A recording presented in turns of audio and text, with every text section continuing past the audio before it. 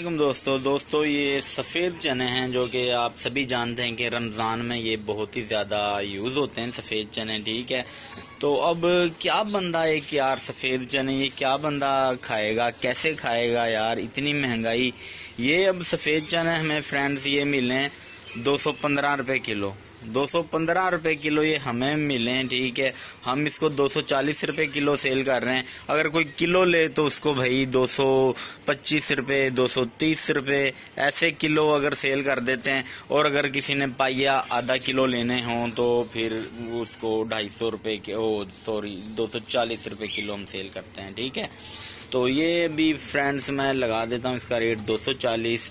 अब ये आधा किलो हैं, 123 रुपये के आधा किलो बने हैं। अब क्या एक गरीब बंदा खा लेगा यार, क्या कैसे गुजारा करेगा आपने।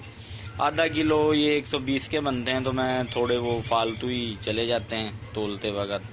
तो बाकी अब यही अपडेट है यार, क्या गरीब बंदा तो बस पिस पिस के घुट घुट के मरने वाला हुआ पड़ा है। और तो अब क्या कह सकते हैं यार। बाकी मेरा काम अपडेट देना है कि चने 215 रुपये किलो होलसेल से मिल रहे हैं हमें, और हम आगे 240 230 ऐसे सेल कर रहे हैं। तो फ्रेंड्स अब तक की यही अपडेट है, और भी ऐसी अच्छी अच्छी अपडेट्स के लिए हमारे चैनल को सब्सक्राइब कर लें। थैंक्स फॉर वॉचिंग, अल्लाह हाफिज़।